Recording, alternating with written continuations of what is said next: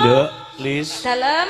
Iki tak hayati, tak amati. Nggih. Pak iki angger krungu kinanthi sing mbok tembangke iki kelingan jaman nom. Biyen getun aku lek ngrungokke ngene iki. Lah napa kok getun? Getun biyen aku kok dadi wong lugu ngono lho. Dadi aku ngerti jajane Gusti Allah ki meng ibumu tok, aku ora pernah nakal sing werna-werna. Napa nggih, Pak? Oh.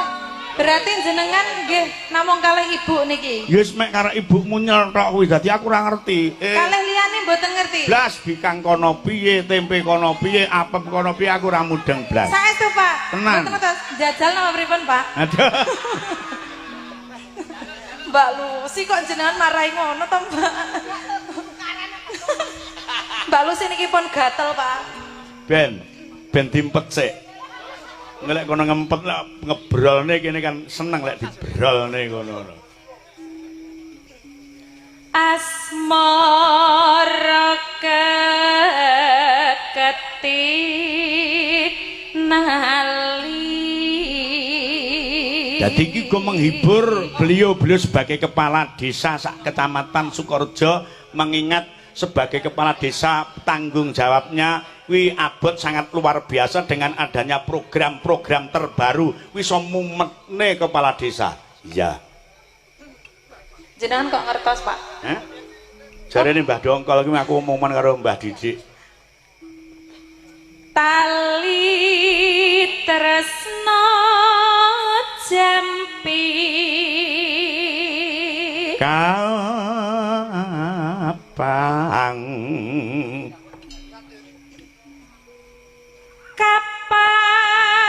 gesi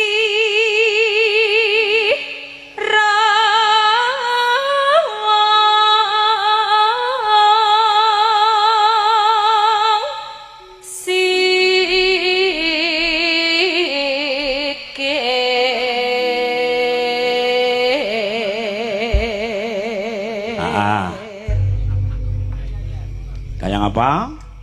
Bablaske tembange alus tali tresno Mbak Sulis Eva dados tali tresno jroning rasa wosen iket kekedhet ora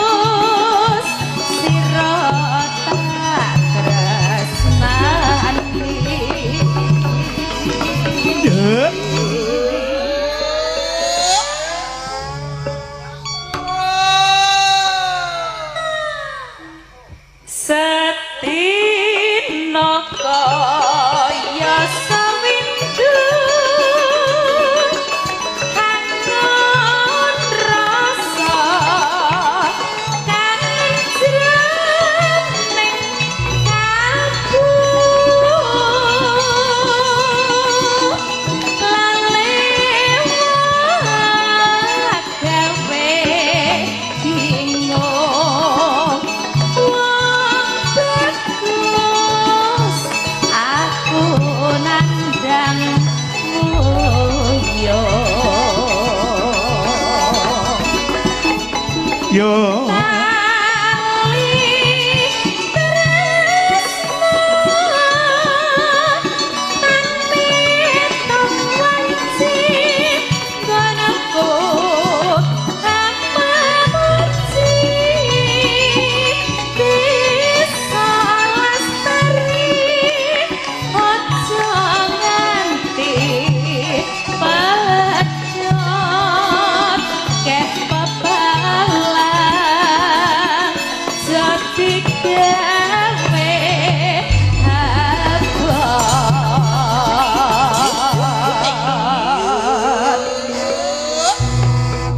Lis dalam engko cukup alusan ae ompake bablaske lesung jumenglung. Kuwi lek digarap rong pupuk iki biasane ndak kuwaraken wong iki lebih baik setengah kurang daripada berlebihan. Nggih, Pak. Mergo lek setengah kurang saiki kurang sesuk iki sik njaluk imbuh sik enek jatahe. Yuhu.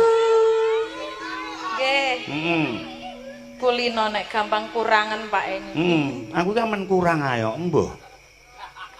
Teges iki kurang tanggapan, pira-pira iki wajib disyukuri. Ning normale menungso iki kabeh apa-apa kurang bondo, akeh kurang lemah jembar, kurang duit miliatan, kurang mobil mewah apik-apik, kurang bojo siji ya kurang. Menungso normal ki kaya ngono mung gumantung ning imane dhewe ngono. Nggih. Heeh. Tapi jenengan kok cukup satu toh, Pak? Wis aku Kula arep acungi jempol jenengan niku. karo ibumu aku mblenger aku bisa.